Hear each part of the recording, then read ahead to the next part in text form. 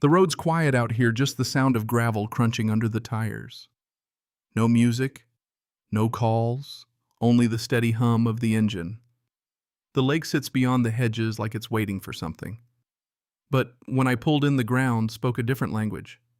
Tire tracks. Too many for a place that should have been empty. And the dock lights were on. Lights I never leave on. It was like the place had a story to tell, one I hadn't been part of. The morning made it clearer.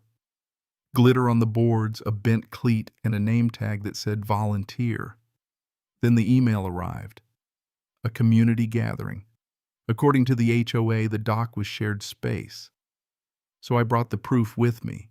Maps, photos, documents, laid them all out on the table. Private dock.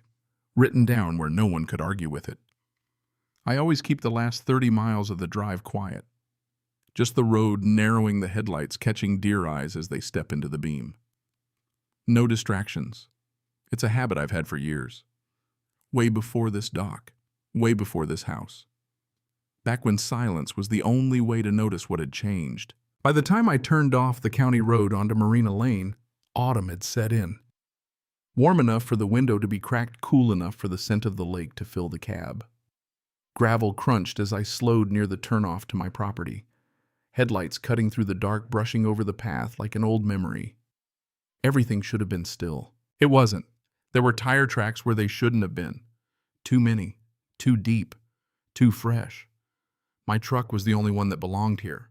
But the ground said something different. I slowed to a stop by the hedges, turned the engine off. Metal ticking into quiet.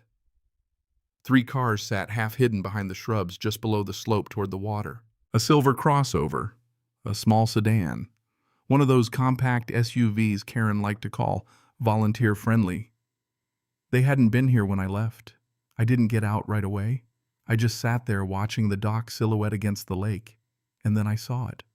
A steady white reflection on the water. The dock lights. Mine. I never leave them on. The weight in my chest wasn't anger. It was more like calculation. Who had keys? Who had access? Who thought they had the right to step onto my dock like it was a public pavilion? I shut the door quietly. The ground was damp, not from rain, from traffic. Repeated footsteps pressing the soil down. The air was thick with something. Smoke, faint sweet. Not firewood, more like citronella or decorative torch fuel. Something meant for ambiance. I took the path slowly, gravel giving way to compacted earth. No voices, no music, just water lapping under the dock and the wind threading through the reeds. Whatever had happened, it hadn't ended long ago. I kept moving, taking inventory. Gate latch. Cable hook near the canoe rack. The hedges. When something is yours long enough, you learn to recognize when it shifts. Near the clearing, grass was flattened in 2 wide rectangles, cooler-sized. A foil wrapper skittered past, pink stamped with stars. I let it roll. The dock lights cast a steady glow along the railing.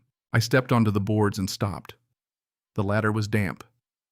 One cleat had a frayed red ribbon tied around it like it had been marked for something and forgotten. There were shoe prints across the planks, narrow, clean. Not work boots. I crouched down, ran 2 fingers along the grain. Glitter ground into the wood, pressed in by twisting heels. That's when it clicked. It wasn't anger. It was discipline. I pulled out my phone and hit record. A wide pan of the dock. A slow tilt from the cleats to the ladder. Close shots of the glitter. The ribbon. The light switch panel. No commentary. Just water and wind. The camera didn't make assumptions. It just documented. I checked the storage box next. The padlock was engaged, but the dust line around the hasp had shifted. Scratches caught the light. Old lock. Recent pressure. Someone had tested it. At the top of the slope, the hedges rustled. Just wind, but I held the silence a moment longer than needed. Karen liked to talk about eyes on the waterfront. She used to call the shoreline our shared horizon. It had sounded poetic once. Now it sounded strategic. I walked back up the incline without hurrying. Crushed cup near the canoe rack. A folding chair half collapsed by the fence. Bottle caps pressed into the dirt. This wasn't a stray trespass. This was a gathering. Inside the house, I left the lights offset. The phone on the counter replayed the footage while the coffee brewed. Each frame confirmed what I already knew. This wasn't imagination. This wasn't an overreaction. Someone had used my dock and they hadn't done it quietly. I sat at the table, opened a notepad, and started making notes. Dock lights on. Unknown duration. Tire tracks. 3+ vehicles. Damage. Scuffed ladder. Bent cleat. Debris. Entry method unknown. Foil wrapper. Ribbon. Bottle cap. Partial name tag. I sketched a rough map, marked the approach paths. This wasn't about accusation, it was about sequence. Outside, the dock lights still burned. I hadn't turned them off yet. I stood at the window watching their reflection across the water. It didn't feel like my reflection anymore. Someone had written themselves into that space while I was gone. When I stepped outside and cut the lights, the shoreline slipped back into darkness. The next morning, the lake was dull silver. No color in the sky, just soft trees, flattening distance. I poured a second cup of coffee, walked down while the light was still thin. I wanted to see it again without shadows, not to confirm what I'd already recorded, but to remove doubt. The path felt different, not physically, structurally. I moved slower than usual, scanning as I went.